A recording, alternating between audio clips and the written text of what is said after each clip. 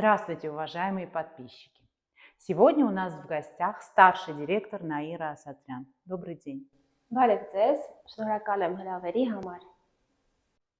Наира, не так давно вы вырастили директора в своей структуре. Скажите, пожалуйста, какие 3 шага должен делать наставник, чтобы вырастить успешного лидера? Առաջին, պետք է օգնել, որպեսզի սկսնակը որոշում կայացնի, որ անպայման հաջողելու է այս ոլորտում։ Դա պետք է անել այն կանանց օրինակով, ովքեր արդեն ունեն այստեղ բնակարաններ, ավտոմեքենաներ, օգնում են իրենց ամուսիններին, ովքեր ապահովում են իրենց երեխաների կրթությունը արտերկրում, ճանապարհորդում են, այնպես պետք է անենք, որպեսզի սկսնակը հասկանա, ինչ կունենա մեզ այդ համագործակցելու արդյունքում։ Երկրորդ, պետք է օգնել, որպեսզի սկսնակը գտնի ճիշտ նպատակ, որ առավոտյան արթնանալով պատրաստ լինի կատարել բոլոր անհրաժեշտ գործողությունները, որոնք կմոտեցնեն իրեն իր նպատակին։ Պետք է հասկանալ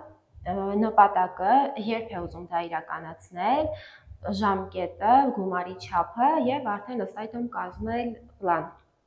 Եվ երրորդ, պետք է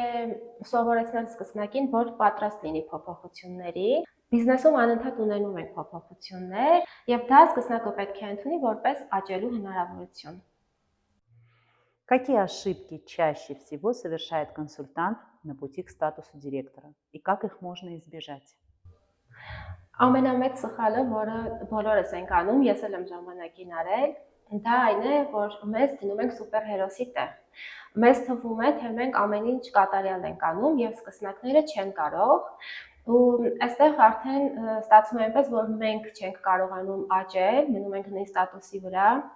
քանի որ կատարում ենք սխալ գործողություններ, ու երկրորդը, որ շատ ավելի վտանգավոր է, դա այն է, որ կտրում ենք սկսնակի թևերը,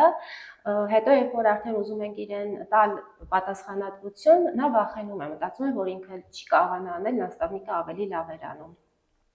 Հաջորդը, խորությունների վրա չաշխատելը, շատ ժամանակ մեզ թվում է, որ սկսնակը կկարողանա լավ բացատրի, ներկայացնի բոլոր հնարավորությունները, բայց այս դեպքում մենք շատ անգամ կորցնում ենք մեր թիմի տնօրեններին։ Այդ իսկ պատճառով խորհուրդ եմ տալիս մշտապես բացել հաշվետվությունները եւ խորությունների վրա զանգեր անել, որովհետեւ երբ որ դու ես զանգեր անում, դու արդեն հասել ես ինչ որ արդյունքի, պատկե լրիվ այլ է լինում, քան թե որ թողնում ես սկսնակին։ Եվ մյուս կարևոր բանը,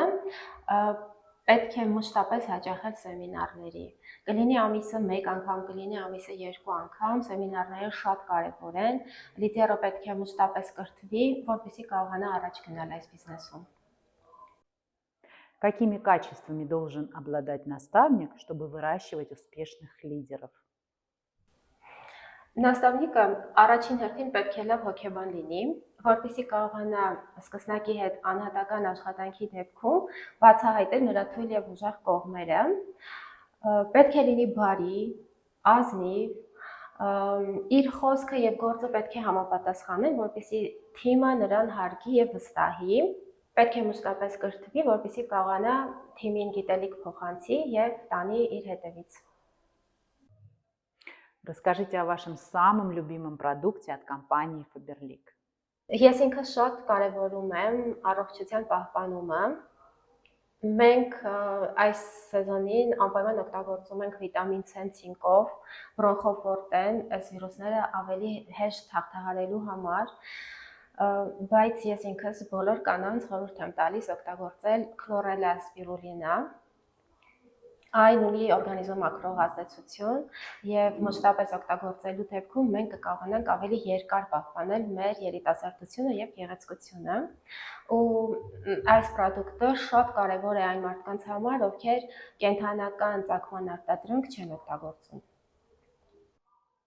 Какой самый важный совет вы бы дали всем новичкам компании Faberlic? Բոլոր սկսնակներին խորհուրդ կտամ վերարժևորել այս հնարավորությունը եւ այս պահին ձեզ մի հարց տվեք, ինչ դրական փոփոխություններ կբերի այս բիզնեսը ձեզ եւ ձեր ընտանիքին։ Наира, спасибо большое за интересное интервью. Շնորհակալ եմ Աննա ջան, ինձ եւս շատ հետաքրքիր էր։